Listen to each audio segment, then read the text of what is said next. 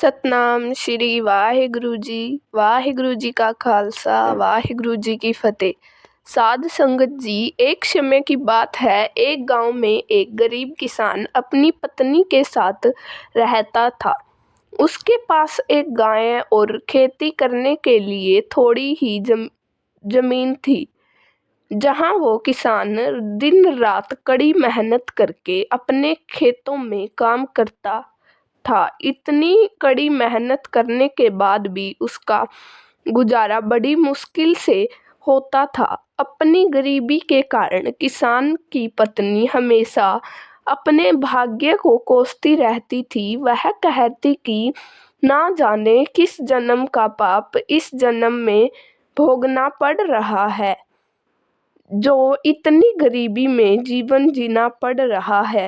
किसान अपनी पत्नी की बात सुनकर बहुत मायूस हो जाता था और वो गरीबी के लिए अपने आप को जिम्मेदार मानता था।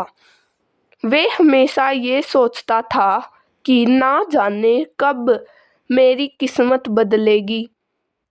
एक दिन की बात है, दोपहर का समय था। किसान खेतों से आकर अपनी पत्नी के साथ खाना खाने के लिए बैठा ही था, तभी एक साधु उसके दरवाजे पर भिक्षा मांगने आया और भिक्षा मांगने लगा।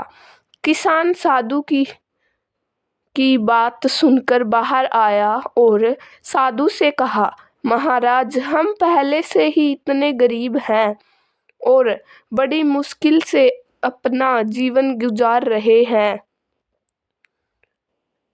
और इतने में हम आपको कैसे दान दें?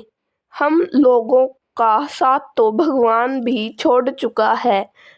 गरीब किसान की बात सुनकर साधु महाराज भी समझ चुके थे।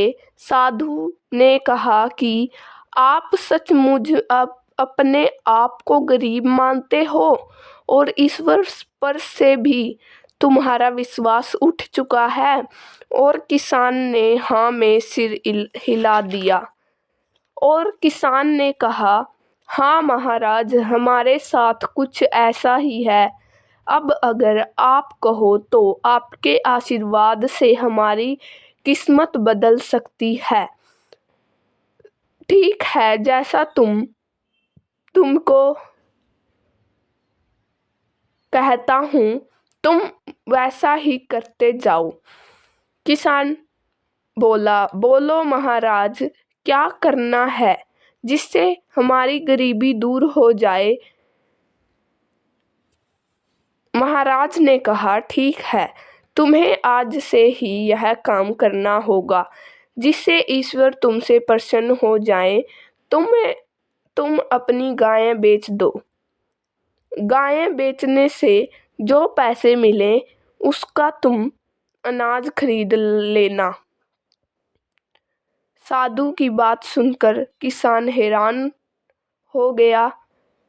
किसान ने कहा, मेरे पास जमीन और गायें यही मेरा सहारा थी। अगर मैंने इसे भी बेच दिया तो मैं क्या करूँगा?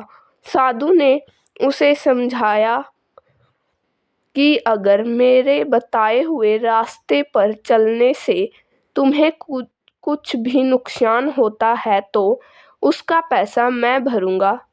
तो किसान डरते डरते आधे अधूरे मन से गाय को बेच आया और उन पैसों से अनाज खरीद ले आया और फिर साधु के कहने पर दोनों ने मिलकर भोजन तैयार किया और राह चलते हुए लोगों को बुलाने लगे और उनको भगवान के प्रसाद के तौर पर उनको भोजन कराने लगे। फिर जो भी उस रास्ते से गुजरता वह उसे भरपेट भोजन कराता था। ऐसा करने के बाद लोग बहुत खुश होते और फिर उसको ढेर सारा आशीर्वाद और कुछ धन भी देते। जितने भी पैसे उसे मिलते उनका अनाज खरीद लेते थे। साधु महाराज के कहने पर ये सिलसिला रोज चलने लगा और हर दिन किसान पैसे से भोजन खरीदकर लोगों को खिलाता था। लोग भोजन करते और कुछ न कुछ दान अवश्य देते। इस तरह किसान ने दान की बात दूर दूर तक फैल गई और फिर शहर के सभी अमीर लोग, राजा महाराजा, सब भी उस गांव से गुजरते तो भोजन जरूर करते थे और बदले में किसान ने इस महान वर्प के लिए कार्य के लिए ढेर सारा धन भी देते थे। लोगों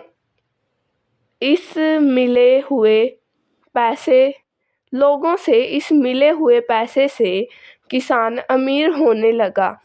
उसने एक गाय के बदले ढेर सारी गायें खरीद ली।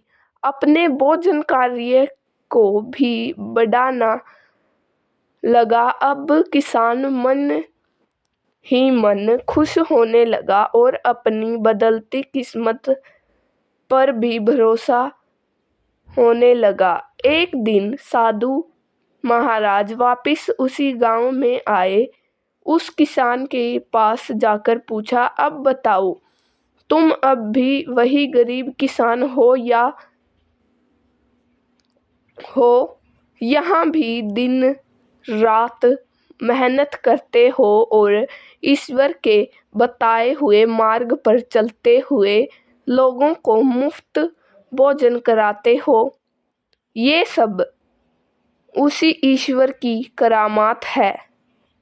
तुम्हारे इस पुण्य से ईश्वर भी बहुत प्रसन्न है। साध संगत जी, हम ईश्वर को कोसते जरूर हैं, लेकिन हम ईश्वर के बताए हुए मार्ग पर नहीं चल सकते।